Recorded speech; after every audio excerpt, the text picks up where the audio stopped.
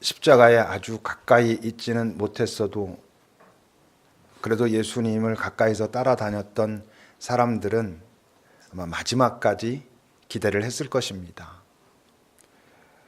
사람들은 네가 지금 내려와서 너를 먼저 구원하면 우리가 너를 믿겠다라고 말도 하고, 그런 조롱하는 가운데서도 저분이 설마 저렇게 끝나지는 않겠지, 왜 생각하지 않았겠습니까? 그동안 그와 함께 다니면서 본 게 있는데, 들은 게 있는데 저렇게 죽으면 말이 안 되지 라고 생각을 했을 텐데 그냥 죽어버렸습니다. 병사가 창으로 그의 옆구리를 찔러 마지막 남은 피와 물이 다 빠져나오고 정말 고개가 떨어지고 완전히 죽어버렸습니다. 그 사람들은 어땠을까? 그래도 마지막까지 예수를 기대하고 어떤 마음을 가지고 있었던 사람들은 일단 기본적으로 사랑했었으니까, 또 함께 살아왔었으니까 깊은 슬픔, 비탄 이런 것들이 있겠지만 그것과 함께 허탈함, 당혹스러움, 도대체 이게 뭐지? 이렇게 그냥 끝나는 게 이게 말이 되나? 그동안 봐왔던 그거랑 지금 이게 어떻게 연결이 될 수 있지? 라고 하는 마음들. 이제 그러면서 점점 어떤 배신감, 억울함, 내가 어떻게 지금까지 따라왔는데 이젠 어떻게 되는 거지 하는 마음들. 한 단어로 표현하면 그야말로 절망이고, 그 절망에 이어서 다가오는 건 뭐였겠습니까? 두려움인 거죠. 그 두려움은 실제적으로 이제 자기 자신이 뭔가 살 구멍을 찾아야 될 것 같은, 자기의 정체가 꽤 많은 사람들에게 드러나 있고, 제자들 같은 경우는 이젠 난 어떻게 살지? 이러지도 저러지도 못하는 그런 입장이지요. 그래서 실제로 제자들은 예수께서 죽고 난 후에 다락방에들 모여 앉아가지고 문도 다 잠그고 어찌할 바를 모르고 두려워하고 있었습니다. 자신들을 위해서 이제 우리가 어떻게 살아야 할까라는 생각 때문에 그랬죠. 그야말로 어둠의 시간인 것입니다. 근데 언제 우리가 알다시피 오늘 그 어둠의 시간에 움직이고 있는 두 사람, 요셉 그리고 니고데모라는 사람이 있습니다. 이들은 도대체 왜 이러는 걸까? 어떻게 이런 행동을 하겠노라고 결정을 하고 실행을 하는 걸까? 다 끝났거든요. 그 이전에 예수가 어떤 표적을 보이고 기적을 보이고 사람들에게 인기가 좋았을 때도 이들은 나섰던 사람들이 아닙니다. 그럼에도 불구하고 숨겼던 사람들입니다. 잠시 후에 보겠지만. 그렇다고 이들이 예수의 부활을 확신하는 것은 말할 것도 없고 조금의 일말의 기대라도 가지고 이러고 있냐면 그것도 아닙니다. 그야말로 예수의 장례를 치르고 있는 것입니다. 이들이 이전에 나름대로 굳은 마음을 가지고 예수에서 뭔가 희망과 소망을 발견하고 자신을 그분 앞에 헌신했던, 그래서 열심히 따라다녔던 사람들도 아닙니다. 38절을 여러분 보세요. 아리마대 사람 요셉은 예수의 제자이지만 유대인이 두려워 그것을 숨겨왔다 그럽니다. 어떻게 보면 위로도 있습니다. 제자였지만 사람들 때문에 숨기고 아니라고 했어도 제자는 제자다, 마치 이렇게 말하는 것 같거든요. 이 사람은 왜 유대인을 두려워했을까? 예수님 때에 예수님을 따라다녔던 많은 사람들이 자기가 예수를 따라다니고 있다는 사실을 두려워하진 않았습니다. 왜냐하면 그들은 그에게서 어떤 소망을 발견하고 먹을 게 없었건 뭔가 이 세상이 뒤집어져야 하건 그런 것 때문에 실제적으로 따라다녔고, 따라다닌다는 사실 때문에 위기를 그 당시 처음에는 느끼지 않았었거든요. 근데 이들은 그것조차도 두려워했습니다. 요셉은 왜? 부자거든. 그리고 요셉도 유대인 그 공동체에 70인 지도자 그룹이 있는데 그 지도자 그룹에 들어가는 공회원이었습니다. 그러니까 여기서 유대인이라 말하는 것은 어떤 율법주의자들, 바리새인들, 서기관들 하는 어떤 소위 그 상류층 사람들을 주로 지칭하는 겁니다. 그러니까 그들이 볼 때 너는 왜 그래? 이런 소리를 들을까 봐 두려워해서 드러내지 못했었다는 것이죠. 39절에도 여러분 보면 일찍이 예수께 밤에 찾아왔던 니고데모도 그 자리에 같이 왔다 그럽니다. 우리가 이 앞에서 본 것처럼 3장에 보면 밤에 유대인의 지도자인 역시 공회원입니다. 지도자인 니고데모가 사람들 보지 못하게 몰래 찾아와서 그동안 예수에 대해서 어떤 얘기들을 들었고 그 이야기를 직접 좀 나누고 싶어서 와서 이런저런 얘기를 나눴죠. 우리가 알다시피 거듭남에 대한 이야기도 있었고 살리는 것은 육이 아니요 생명이다, 영이다 하는 이야기도 들었고 그런 어떤 나눔이 있었던 그 사람. 지금 이렇게 기록하고 있는 것은 밤에 찾아와서 예수와 그런 나눔이 있었지만 그 이후에도 뭔가 드러내놓고 예수 편이라는, 예수를 따라다니는 사람이라는 표현은 없었던 사람이었는데 예수가 죽고 나서 이 자리에 왔다, 이렇게 말하고 있는 것입니다. 이들은 무엇이 두려웠을까? 이미 잠깐 얘기한 것처럼 다른 사람들은 그렇게 두려울 게 없는 사람들이 예수를 드러내놓고 따라다녔습니다. 가진 것 없고 그 유대인 공동체에서 어떤 지위가 있어가지고 종교적인 어떤 율법적인 것에 대해서 신경을 막 쓰고 이럴 사람들도 아니었기 때문에 그냥 이 사람이 괜찮아 보이면 따라다녔는데 이들은 왜? 목숨이 두려워서? 목숨이 두려운 건 아니죠. 그 당시에 예수를 따라다닌다는 이유 때문에 예수를 죽이려고는 했지만 따라다니는 사람을 죽이려고 했던 경우는 거의 없었죠. 왜 두려웠을까요? 가진 게 많아서. 권력, 사회적인 지위, 그리고 소유, 부 이런 것들이 가진 게 많기 때문에 그런 것들을 포기할 만큼 아니면 그런 것들의 위협을 받으면서도 예수를 따를 만큼은 아니었다는 것이죠. 그러니까 예수에 대한 관심은 있었는데 드러내놓고 예수를 따라다니지는 않았던 그 사람들이 예수가 죽고 난 다음에 이랬다라고 오늘 말씀은 기록하고 있습니다. 그럼 왜 못 떠났을까? 예수를 왜 버리지 않았을까? 그동안 왜 예수에 대한 그 미련을 이 사람들은 계속 가지고 있었을까요? 그러다가 어떻게 이상한 순간에 이들은 지금 커밍아웃을 하고 있는 거일까요? 어떤 힌트가 좀 있습니다. 누가복음 23장을 여러분 보시면 50절과 51절입니다. 같이 읽어봅시다. 시작.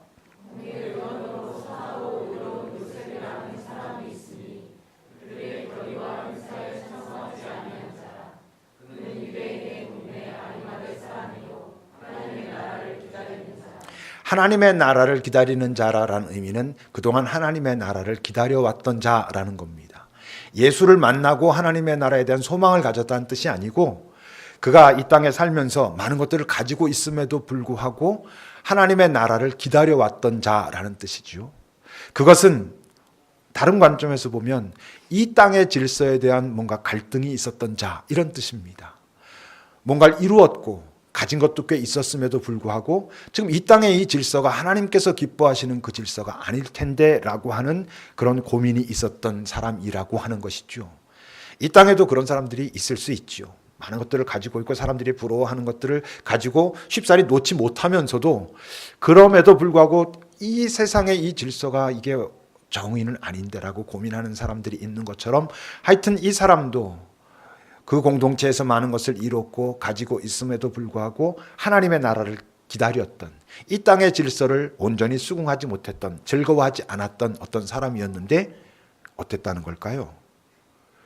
그동안은 그냥 막연했던 그 하나님의 나라에 대한 기대, 기다림이 예수라고 하는 자의 가르침과 그의 행적과 이런 것들을 보면서 어떤 생각이 들기 시작했던 거냐 하면 이분이, 이 자가 그동안 내가 막연하게 생각했던 그 하나님의 나라를 실제적으로 구현할 수 있는 자라는 것인가? 라고 하는 마음이 그 안에 일어났다는 것이고 여전히 자기가 가지고 있는 것을 다 포기하고 올인하지는 못하면서도 그에 대한 그런 기대, 이 사람이 그런가라고 하는 어떤 약간의 설렘 이런 것들은 계속 그 안에 가지고 있어 왔다라는 것입니다. 니고데모는 어땠을 것 같아요? 니고데모는 워낙 그 예수님과의 첫 만남이 강렬하지 않습니까? 만나자마자 그 예수님과의 대화 속에서 네가 다시 태어나야 된다. 아니 어떻게 내가 다시 엄마 뱃속에 갔다 나옵니까? 살리는 것은 영이다. 육은 살리는 것이 아니다. 영생에 대한 이런 말씀들을 막 하셨잖아요. 니고데모는 말한 것처럼 종교의 지도자고 그러니까 이미 구약에서 말하고 있는 하나님의 여러 예언에 대해서 다 알고 있는데 예수라고 하는 자가 지금 자기에게 말하고 있는 그것이 그의 가슴에 굉장히 임팩트 있게 이제 다가온 것이죠. 우리가 잘 알고 있는 이 말씀이 바로 니고데모와의 대화 속에서 나온 이야기입니다. 여러분 요한복음 3장 15절부터 17절을 보세요. 같이 읽어봅시다. 15절에서 17절입니다. 시작.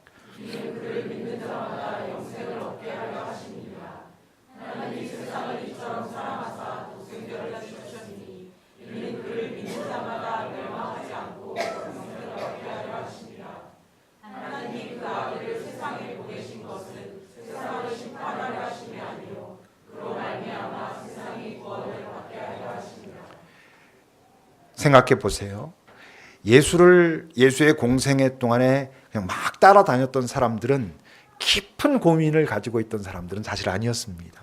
당장의 자신들의 어떤 필요에 의해서 예수를 따라다녔죠. 이들은 니고데모나 요셉 같은 사람들은 당장 예수께로부터 뭔가가 필요했기 때문에 예수에 대해서 관심을 가졌던 사람들은 아니었습니다. 실제적으로 조금 더 본질적인 고민을 했던 사람들이죠. 그런 고민을 가져왔던 사람들이죠. 그들이 이제 예수의 어떤 가르침 이런 것들을 듣고 오늘 이런 말씀들, 하나님의 구원, 심판, 멸망, 영원한 생명, 하나님의 나라 이런 이야기를 들었을 때 그냥 사람들이 쓱 스쳐 지나가는 것처럼 이들은 들을 수가 없는 거죠. 많이 고민해 왔던 그게 뭘까라고 생각해 왔던 예수라고는 존재로부터 느껴지는 어떤 기운도 있고 그의 가르침과 그의 행적을 통해서 이 사람들은 분명히 고민한 것입니다. 이분이 정말로 그런 분은 아닐까라고 하는 고민이 있었고 바로 그런 것이 자기가 가지고 있는 것을 내려놓지 못하면서도 그를 떠날 수도 없는, 그를 버릴 수도 없는, 포기할 수도 없는, 외면할 수도 없는 그런 조금 어정쩡한 그런 자리에 있었다고 하는 겁니다. 물론 이들이 아무것도 하지 않은 건 아니었습니다. 예수님과의 관계에서 아무것도 하지 않은 건 아니죠. 아까 아리마대 사람 요셉을 소개할 때 누가복음 23장에서 어떤 이야기가 있었죠? 그들의 결의에 찬성하지 않았다 그랬잖아요. 그들의 결의란 그 공회의 결의입니다. 공회의 결의는 뭐였는데 예수 이자는 이 사회를 어지럽히는 자니까 이를 없애버려야 된다라고 그들이 결의할 때 아리마대 사람 요셉은 찬성하지 않았다는 것입니다. 난 찬성할 수 없어. 왜? 라고 물었으면 하여튼 난 별로 찬성하고 싶지 않아. 이건 좀 아닌 것 같아. 뭐 이런 정도였다는 것이죠. 니고데모는 여러분 요한복음 7장을 보십시오.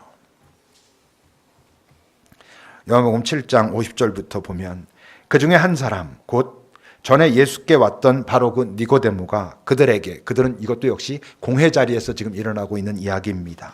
말합니다. 우리 율법은 사람의 말만 듣고 그 행한 것을 실제로 다 파악하기도 전에 심판하고 정죄하냐? 그러면 안 되는 거잖아. 지금 이자에 대해서 여러 말들이 있지만 우리가 예수 이자에 대해서 좀 더 깊이 알아보고 정말 이가 말하고 있는 게 뭔지, 이가 행하고 있는 것이 정말 하나님께로부터 온 것인지를 다 확인하고 심판하든 정죄하든 해야지. 이렇게 하는 건 율법에도 맞지 않아 라고 말하고 있는 거예요. 그때 다른 공회원들이 뭐라 합니까? 그들이 대답하되 너도 갈릴리에서 왔냐? 이건 무슨 소리입니까? 너 예수 편이야? 너 지금 예수 따르는 자야 혹시? 너 예수 제자냐? 뭐 이런 그야말로 집중 포화? 쿠사리를 받는 거죠. 이제 너 왜 이래? 너 얘가 지금 우리 얼마나 지금 헷갈리게 하고 사회를 흔들고 있는데 너 지금 무슨 소리를 하는 거냐? 이랬을 때 니고데모는 어땠다는 거예요? 깨갱하고 그냥 가만히 있었다는 거예요. 요셉도 니고데모도 예수를 죽이자라고 그 공회에서 막 그럴 때 난 찬성하지 않아 그랬지만 어느 정도 선에서만 자기에게 아주 결정적인 해가 되지 않는, 자기에게 어떤 결정적인 위기가 닥쳐오지는 않는 선까지만 야 그래도 이걸 좀 더 알아봐야 되는 것 아니야 하는 정도까지만 하고 있는 것이죠. 어쩌면 이 땅에 예수 믿는 우리들도 많이 그러고 있을 수 있어요. 예수 편이고 예수 정신이 옳고 따라가야 된다라고 하면서도 내 가진 것, 내 위치 그것을 크게 손상되지 않는 범위 내에서만 따라가고 있는 그런 비슷한 어떤 모습인 거지요. 근데 여러분, 만약 이들이 정말로 예수에게 가지고 있던 관심이 진짜라면 지금 이렇게 난 찬성하지 않아. 너 왜 그래? 막 이럴 때 그런 상황을 아마 몇 번이고 경험했을 텐데 그것을 경험할 때마다 그들 안에 틀림없이 있었을 감정이 뭐겠어요? 갈등하는 거죠. 이분이 지금 하고 있는, 이자가 하고 있는 이야기, 이가 하고 있는 행동을 우리가 좀 더 깊이 알아봐야지 그냥 막 그렇게 정죄하면 안 되는 거 아니야? 라는 말을 할 때 그의 마음속에는 어쩌면 이자가 진짜로 이분이 말하는 것처럼 하나님께서 보내신 바로 그 사람일지도 몰라.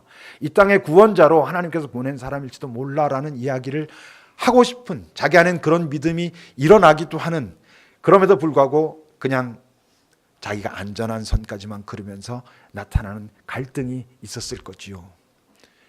그 갈등이 매우 중요한, 이들이 예수에 대해서 그 뭔가 좀 비겁한 것 같고 이런 구석이 있음에도 불구하고 예수에 대해서 가지고 있던 마음이 거짓은 아니었다라는 것을 증명하는 굉장히 중요한 사인입니다.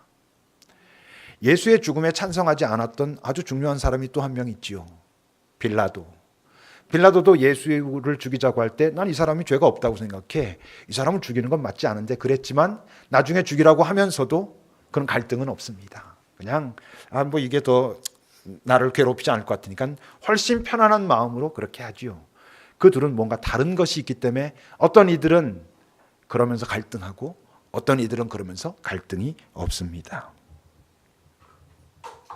자, 그런데 문제는 뭐냐 하면 왜 하필 지금, 그동안 예수에 대해서 분명히 관심이 있고 그에게 뭔가 있을 거라고 하는 어떤 마음이 있음에도 불구하고 드러내지 못했던, 자기 가진 것이 분명히 아직까지는 소중했던, 저를 아직 확신하지 못했던, 그렇기 때문에 드러내지 못했던 그가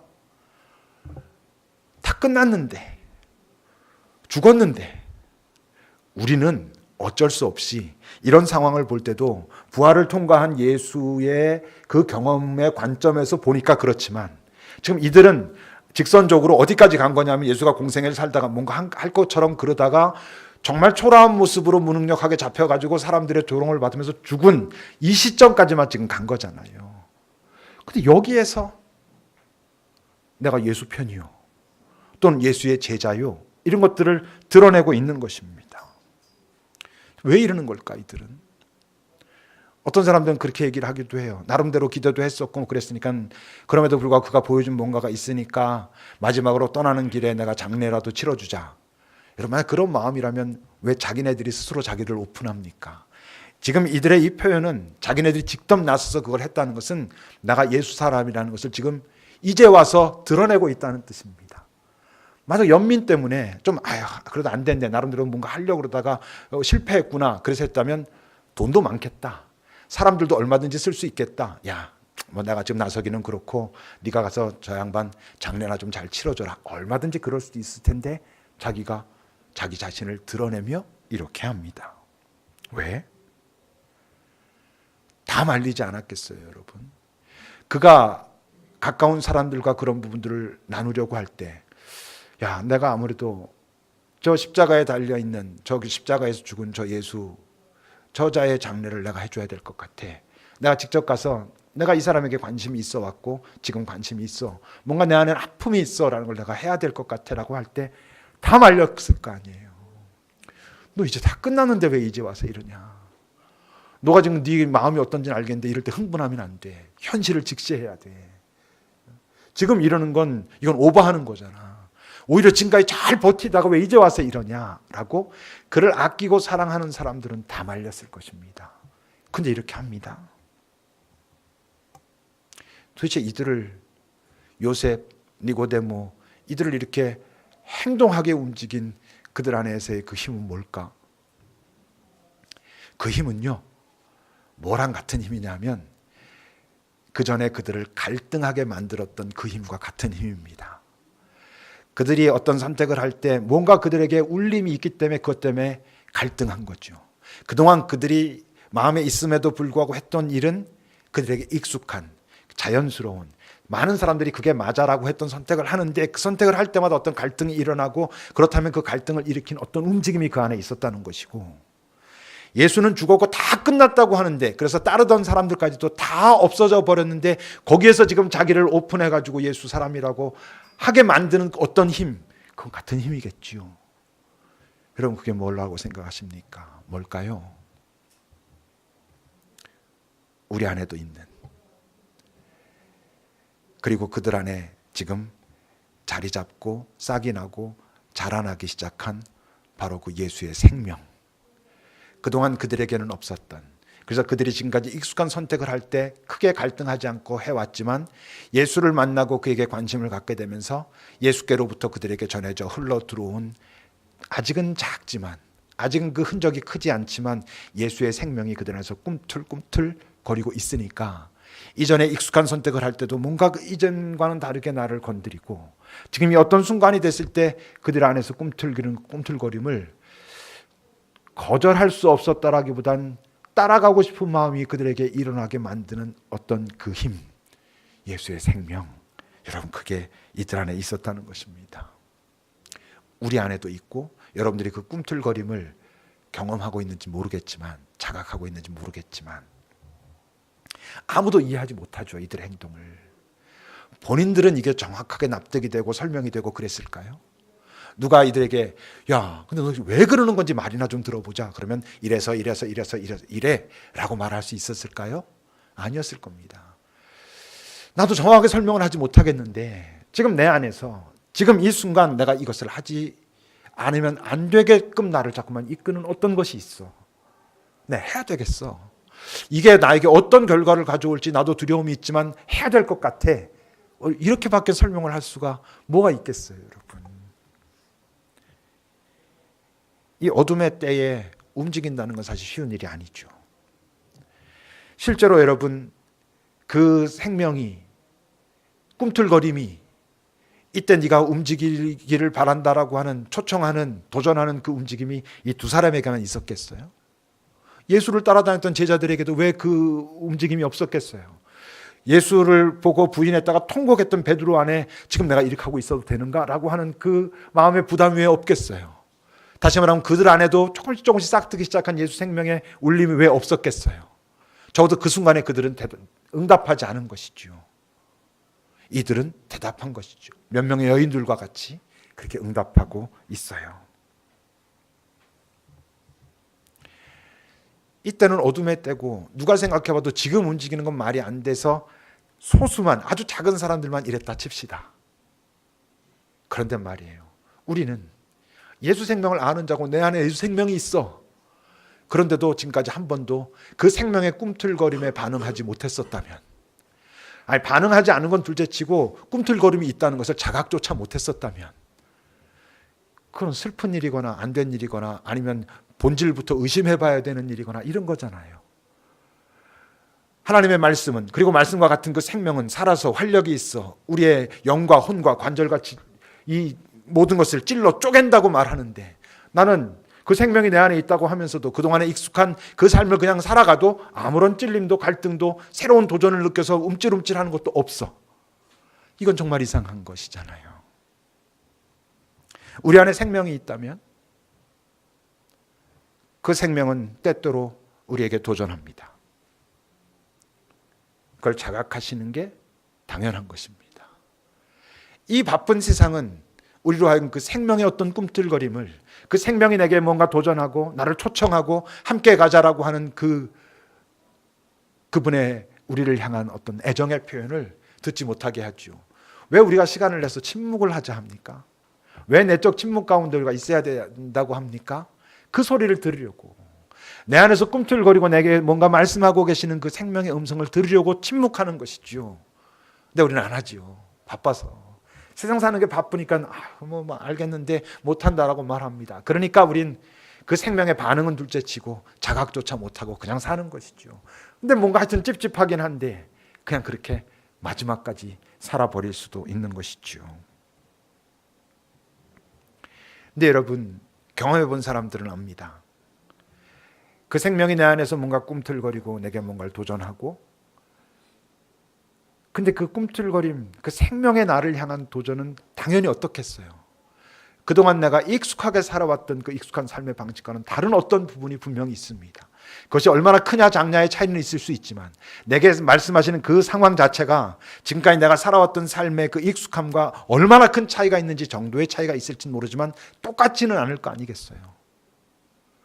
그렇기 때문에 그 꿈틀거림에 반응한다는 건 두려운 일입니다. 주저되는 일이죠. 여러분, 이들이, 요셉이, 니고데모가 그 어떤 마음을 느끼고, 이게 뭔지 잘 모르겠는데, 잘 이해되지 않는데, 나 자신도 잘 모르겠는데, 사람들은 다 반대하는데, 나도 제대로 그들을 납득시킬 수 없는데 나를 자꾸 움직이려고 하는 그 움직임에 예스 하기 전에 그게 아무렇지도 않았겠어요. 실제로 지금까지 그에 대한 깊은 관심이 있고 정말 나름대로 고민하고 성찰하는 사람들이었는데 그럼에도 불구하고 놓지 못했던 그것들을 어쩌면 다 놔야 되는 위기가 온다는 것을 당연히 알만한 그 상황 속에서 두려움과 초조함과 조금 뭔가 주저되는 마음이 없었겠어요? 있었겠죠. 근데요, 막상 예스, 네, 하죠 하고 나면 생각보다 훨씬 평온하고 잠잠해집니다. 교회에서 뭔가를 선택하고 하고자 할 때 막 흥분되고 이러는 것은 대부분 잘못 식별하고 있을 가능성이 많습니다. 정말 하나님의 생명이 내 안에 뭔가를 도전하고 그 도전이 나를 불편하게 하고 그것을 내가 하는 게 맞나? 이게 정말 하나님의 음성이 맞는가 식별하고 네 하기 전까지 분명히 두렵고 초조하고 주저되고 이러지만 막상 결정하고 나면 의외로 담담합니다. 할 수 있을 것 같아지는 거지요. 여러분, 오늘 본문에 나타나고 있는 요셉, 니고데모, 이들이 뭔가 막 흥분되어 있거나 뭔가 두려워 덜덜 떨고 있구나 그래 보입니까? 아닙니다. 뭔가 담담하고 잠잠합니다. 예수님을 경험하고 그 안에 그분께 대한 사랑을 막 고백하고 싶은 마음이 일어나서 바리새인과 서기관들이 다 모여서 잔치를 하고 있는, 식사를 하고 있는 자리에 향유 들고 찾아 들어간 그 여인의 모습을 여러분 잘 살펴보세요. 나는 해야 돼! 뭐 막 이러고 있어요? 아니요. 잠잠합니다. 담담합니다. 거기 있는 모든 지도자들이 그 여인을 향해서 욕하고 심지어 예수를 향해서도 지금 이 여자가 어떤 여자인지 알면 저 사람이 이러지 못할 텐데라고 할 때도 그 여인은 잠잠하고 담담합니다. 그 마음에 어떤 울림에 그가 응답하고 있기 때문에 그렇습니다. 무엇보다 예수님이 그러셨잖아요. 겟세마네 동산까지 그는 어떤 격정이 있었죠. 내가 이것을 마시지 않고 아버지 할 수 있는 다른 방법은 없습니까? 했지만 그 대화 속에 예스 했습니다. 여러분, 예수님의 겟세마네 동산 이후의 삶을 가만히 따라가 보세요. 담담합니다. 자연스럽고요. 저항하지 않아요. 그대로 있는 그대로 받아들입니다. 십자가 위에서 하셨던 7 말씀도 아버지와 관련된 그 한 자리에서 격정적인 어떤 토론을 하시지만 모든 다른 순간들은 그분은 담담하고 잠잠합니다. 다 이루었다. 아버지, 내 영혼을 아버지 손에 의탁합니다. 라고 따라갑니다. 부족하지만 제게도 그런 경험들이 있습니다. 왜 저라고 뭐 살면서 어떤 결단을 해야 될 때 이게 정말 하나님께서 내게 하시는 말씀이 맞는가? 이런 순간이 없었겠어요. 근데 지금 이런 선택을 한다는 게 이게 말이 되는가? 왜 고민을 하지 않았겠어요?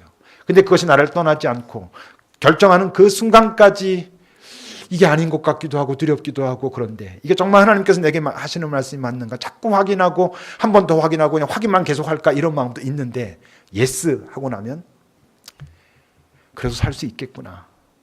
그리고 예스하고 난 다음에 그 하루 이틀을 지나가면서 아, 이게 하나님의 나를 향한 초청이 맞았구나가 확인되는 그런 평화가 여러분 있습니다. 우리가 다 경험해야 될 평화죠. 자각하고 응답해봐야 할 그런 모습인 것이죠. 생각해 보세요. 오늘 니고데모도 요셉도 자기네들이 뭐 하고 있는지 알아요? 몰라요. 어떤 울림이 있었고 사람들은 다 반대했고 근데 해야만 될 것 같고 그래서 예스하고 하고 있는데 그들이 하고 있는 건 뭐냐 하면 있는 그대로 죽은 예수의 장사를 치르는 거예요. 장례를 치르는 일을 하는 거예요. 실제로 그들이 하고 있는 일이 그거예요? 아니잖아요. 오늘 이 기록이 복음서 모두에 기록되어 있는데 당연히 이 기록은 어디에 있어요? 예수의 죽음과 부활 사이에 있어요. 그럼 이것을 기록한 이유는 성령께서 이 내용을 이 하나님의 말씀 속에 기록한 이유가 이들이 바로 예수의 죽음을 잘 정돈한 자들이다라는 의미로 기록했겠어요? 아니에요. 성경에 이들이 들어가 있는 그 자리는 이들이 바로 그들은 무엇을 하는지 정확하게 알지 못했지만 예수의 부활을 준비하고 있었다라고 말하는 거예요.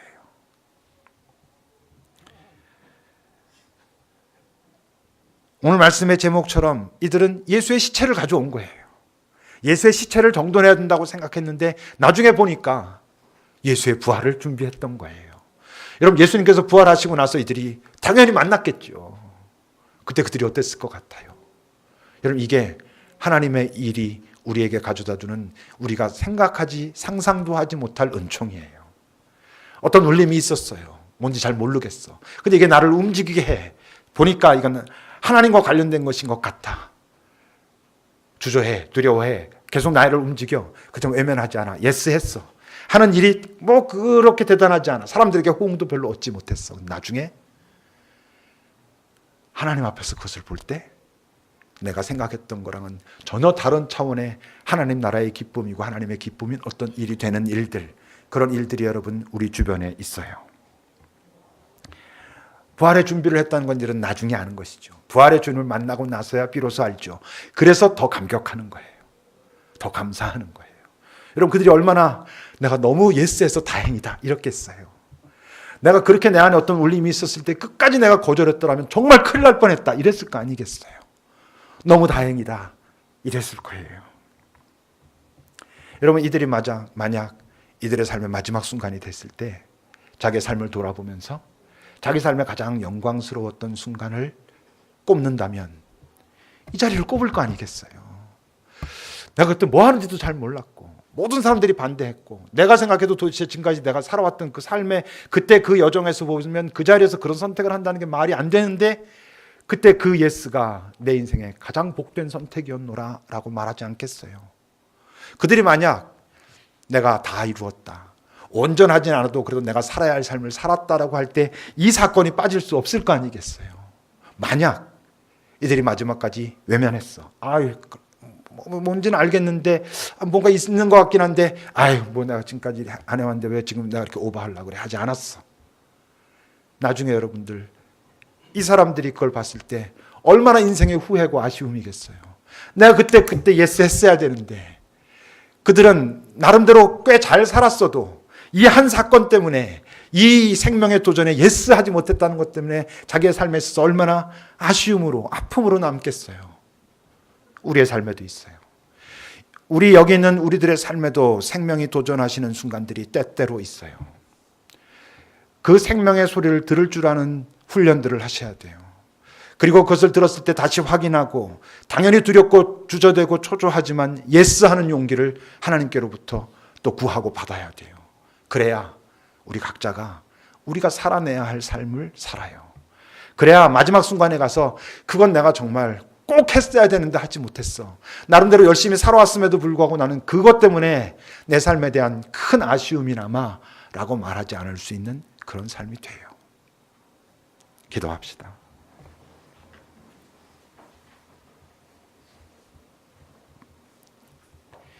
예수의 시체를 가져갈 때 그들은 자기네들이 무엇을 하는지 정확히 몰랐습니다. 그러나 그들이 한 것은 그들의 안에서 뭔가 그들을 두드리고 있는 어떤 소리, 어떤 도전에 예스했지요. 우리는 어떻게 살아가고 있는지, 나는 그 소리를 들은 경험이 있는지, 자각한 경험이 있는지, 응답한 경험이 있는지, 오늘 주님은 내게 뭐라 말씀하시는 것 같은지 여러분 잠시 돌아봅시다.